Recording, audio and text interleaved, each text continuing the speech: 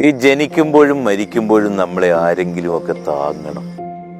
അതിനിടയിലുള്ള ഇടവേളയിൽ എപ്പോഴോ സ്വയം നടന്നുവെന്ന് കരുതി അഹങ്കരിക്കാൻ നമുക്കൊക്കെ എന്താണെന്നേ ഉള്ളത്. ഈ ജീവിക്കുന്ന ഭൂമിക്കൊരു പ്രത്യേകതയുണ്ട്, ഗുരുത്വാകർഷണം. എത്രയൊക്കെ മുകളിലേക്ക് പോയാലും താഴേക്ക് തന്നെ വീണിരിക്കും. മനുഷ്യൻ എന്നത് ഏറെ ദുർബലമായ ഒരു സൃഷ്ടിയാണ്. സ്വന്തം ശരീരത്തിൽ നടക്കുന്ന ജൈവ പ്രക്രിയയ്ക്ക് പോലും ഒരു നിമിഷത്തെ പോറലേറ്റാൽ നിസ്സഹായനായി കൈമലർത്തി നിൽക്കുവാൻ മാത്രമേ അവന് സാധിക്കൂ.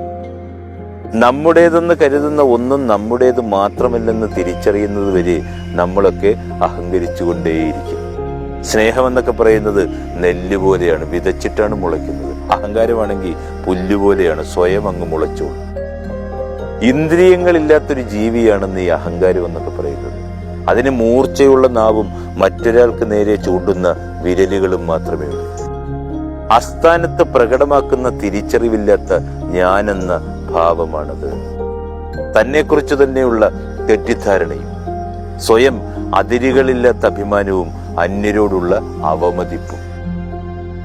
ഈ ഞാനെന്ന സ്വത്വത്തെയൊക്കെ മഹത്വവൽക്കരിച്ച് മറ്റുള്ളവരെയൊക്കെ നിസ്സാരമായി കാണുന്ന മനോഭാവവും സത്യത്തെ തമസ്കരിക്കലും മനുഷ്യന്റെ ഏറ്റവും വലിയ തെറ്റുമാണത്. അത് ഹൃദയത്തിലെ ഏറ്റവും വലിയ മാലിന്യമാണ്.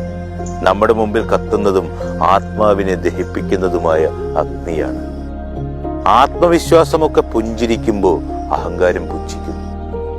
ഒരാളുടെ മനസ്സിൽ അതുണ്ടായാൽ അയാൾ സത്യത്തെ അംഗീകരിക്കുവാൻ കൂട്ടാക്കുകയില്ല. ഈ അഹങ്കാരവും അജ്ഞതയെന്നൊക്കെ പറയുന്നത് പരസ്പരം കൈകോർത്തു പോകുന്ന സുഹൃത്തുക്കളാണ്. ഇന്നത്തെ ലോകത്ത് നമുക്ക് ആവശ്യം അഹങ്കാരമോ അഹംഭാവമോ ഒന്നുമല്ല, മറിച്ച് ജീവിതത്തെക്കുറിച്ചുള്ള സരളമായ അവബോധമാണ്. വിജയം നേടാൻ അഹങ്കാരം എപ്പോഴും ശ്രമിച്ചുകൊണ്ടേയിരിക്കും. കരുത്ത് എന്ന് തോന്നിപ്പിക്കുന്ന കറയാണെന്നേ അത്. മറ്റൊരു ഗുണവുമില്ലാത്തവനാണെന്നേ അഹങ്കാരം സ്വഭാവത്തിന്റെ സവിശേഷതയായും അതിനെ ഒരലങ്കാരവുമായിട്ടൊക്കെ കൊണ്ടു നടക്കുന്നത്. അത് അരക്ഷിതത്വത്തിന്റെ മറവാണ്. സ്വയം പുതുക്കി പുതുക്കി പണിയേണ്ട അനാരോഗ്യപരമായ ഒരു ആത്മാഭിമാനമാണെന്നേ അത്. ഈ ലോകത്തിൽ ഒട്ടുമിക്ക മനുഷ്യരും അവരുടെ കഴിവിൽ അഹങ്കാരമുണ്ട്. എന്നാൽ അതിനെക്കുറിച്ച് അവർക്ക് അറിയാൻ പാടില്ല എന്നതാണ് സത്യം.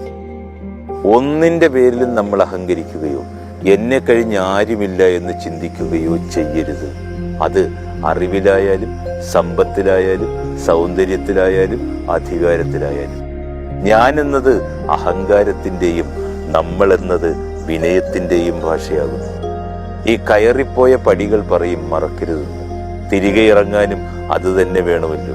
ലഭിച്ച ഒന്നിലും അഹങ്കരിക്കരുതെന്നേ. കാരണം നേടാനെടുത്ത സമയത്തിന്റെ ഒരംശം പോലും വേണ്ടിവരില്ല എല്ലാം നഷ്ടപ്പെടാൻ.